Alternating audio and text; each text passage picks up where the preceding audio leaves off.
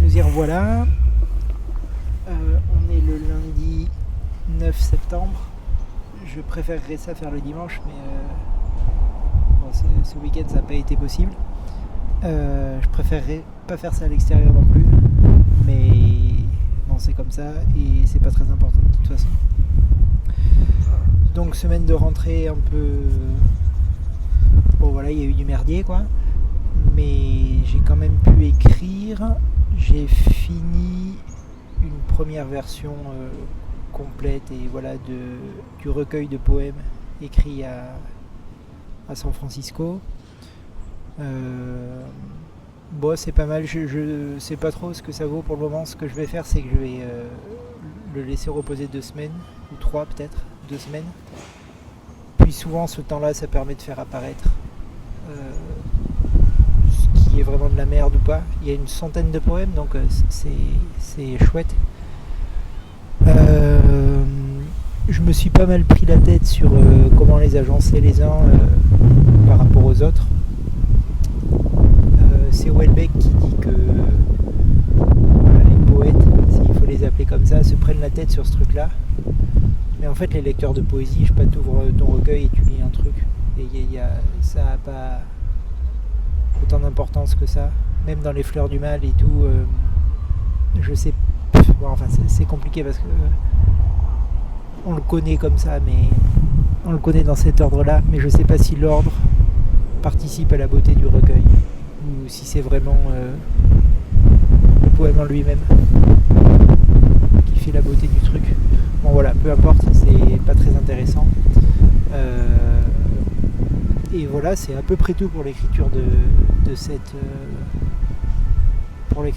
semaine.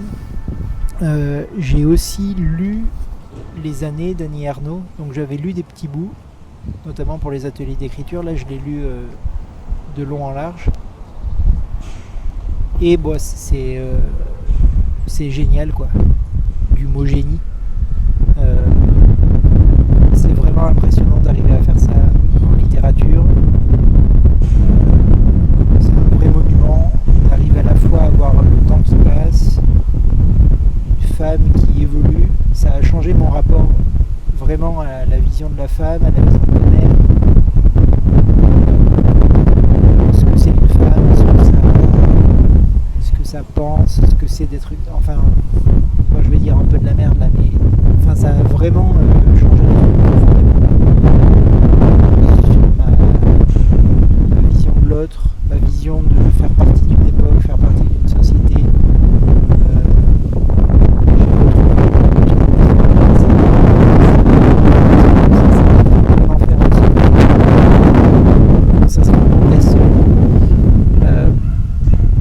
Bon voilà, donc Annie Ernaux, hyper important. Et j'ai un peu un projet de travailler un truc sur l'enfance, des souvenirs d'enfance, un peu sur le modèle des jeux.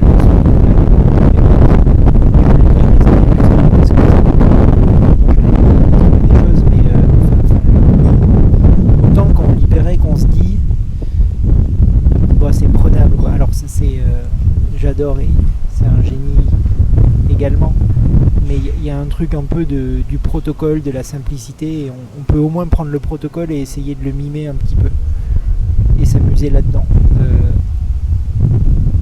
Annie Ernaux, ouais, c'est autre chose.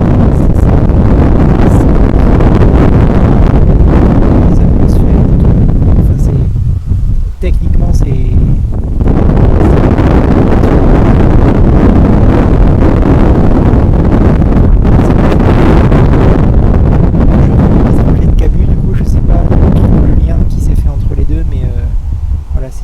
que j'avais envie de lire.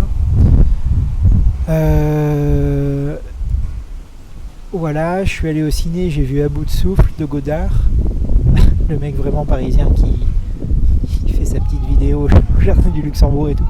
Non, c'était bien, je l'avais jamais vu. Et je pense que je réalise pas bien à quel point c'était novateur pour l'époque, dans la façon de narrer Et voilà. Mais c'est marrant parce qu'on retrouve là-dedans des codes qu'on retrouve pas mal sur internet, en fait, des mecs qui se filment comme ça mais qui présentent un peu leur journée et la façon dont les choses sont narrées, ça s'inspire vraiment de ça. Bon voilà, donc c'était intéressant. Dans la salle il y avait vraiment des étudiants en ciné et bon, voilà, c'était rigolo. Du coup ça m'a donné l'idée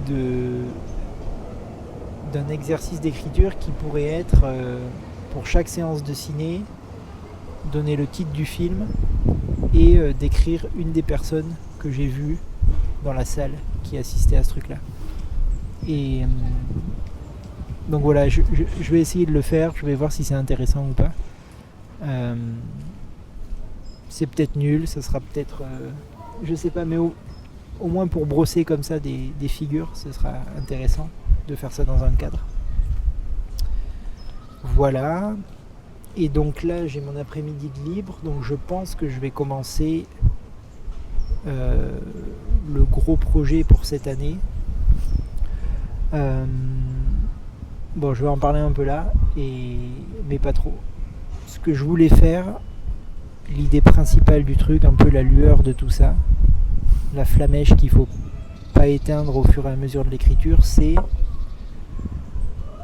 comment se plonger dans un sujet, dans quelque chose, dans une activité peut permettre de se sauver, peut permettre d'aller mieux. Donc j'ai un peu pas mal tourné sur la recherche de l'activité en question. Donc j'aime beaucoup la poésie de, je sais pas, des mecs qui jouent pas du tout de musique et qui se mettent à la guitare et qui arrivent à enquiller des solos de ouf. Mais vraiment techniquement quoi, c'est jamais très musical, mais c'est voilà, ou les mecs qui se perdent dans je ne sais quel jeu vidéo un peu obscur et qui passent voilà, tous ces trucs de speedrun, de vraiment aller toucher la moelle de quelque chose jusqu'à presque se couper de la réalité. J'aimais bien cette idée avec le fait de, quand tu vas pas bien, plonger là-dedans, même apprendre un bouquin par cœur, ou enfin j'en sais rien, je pense qu'il y avait plein de choses qui étaient possibles, jouer aux échecs, des trucs comme ça. Donc j'ai longtemps tourné et en fait j'aimais bien l'idée d'un mec qui se décide de réaliser un film, voilà, mais plutôt pas par l'amour du ciné ou parce qu'il a un truc à raconter, mais parce qu'il sent qu'il faut qu'il crée quelque chose et voilà, il jette son dévolu sur ça. Voilà, ça c'est un peu le pitch. Alors il y a quelques twists dedans, dont un est que alors je sais pas si c'est une bonne idée encore, il faut que je l'écrive pour voir si ça tient ou pas, mais que en fait il dit qu'il n'a pas l'énergie nécessaire pour faire ce film là et que du coup il va plutôt écrire le journal du tournage du film qu'il aurait fait s'il avait eu l'énergie. Et j'aime bien un peu la mise en abîme de ce truc là, de voilà, le mec a pas de moyens, d'énergie vitale et de il a pas de financier, il connaît que dalle, pourtant il va faire comme si il faisait un film qui fait rêver, magique et voilà, j'aimais bien cette idée du truc. Dans la deuxième partie du bouquin, le truc c'est en fait garder le tournage, succès d'édition, et son éditeur lui donne des thunes pour faire la suite. Et avec ces thunes là il va vraiment faire ce coup-ci il va faire un vrai tournage et faire un journal de bord du vrai tournage. Et bon voilà, il y a plein de trucs à creuser sur qu'est-ce qui est différent quand on écrit sur ce qu'on pense être la réalité et quand on écrit sur une réalité qui s'est vraiment passée. Et j'ai l'impression que peut donner plus une dimension fantastique à ce qui se passe dans la vraie vie, dans un truc. Je sais pas si c'est très clair tout ça, et je sais pas à quel point dans ces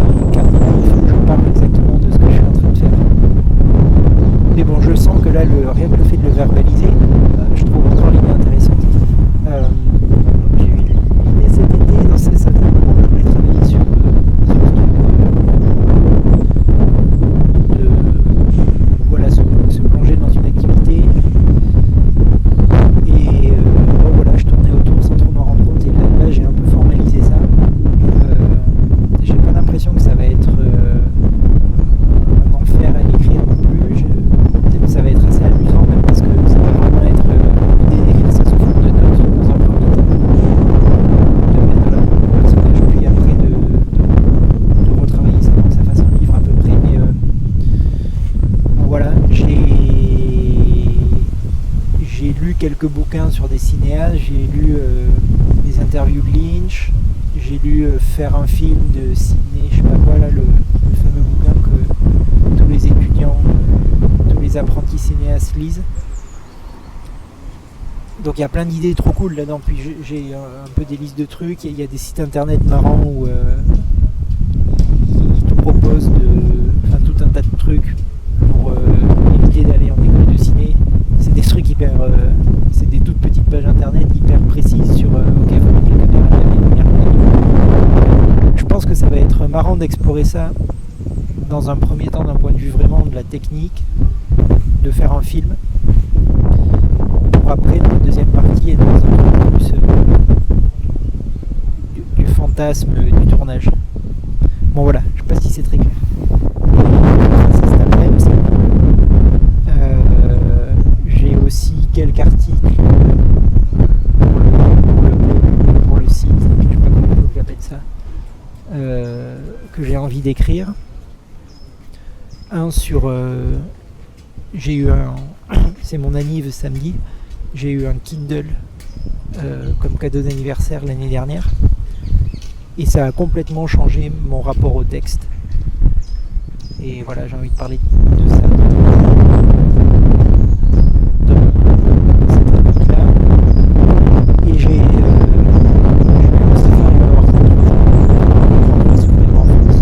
vraiment sur le modèle de Pérec, je me souviens.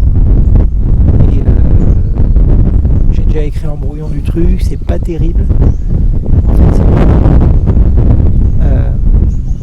mais c'est un... ce truc, je sens qu'il faut que je parle de l'enfance encore une fois. Bon ben voilà, je crois que c'est à peu près tout pour aujourd'hui.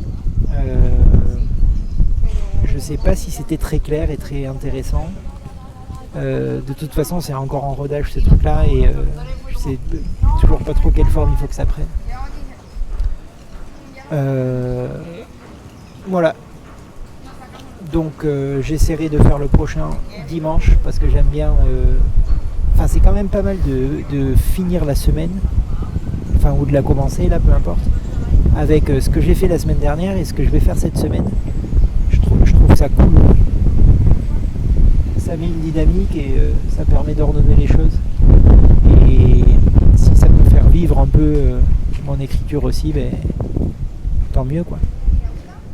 Voilà, allez.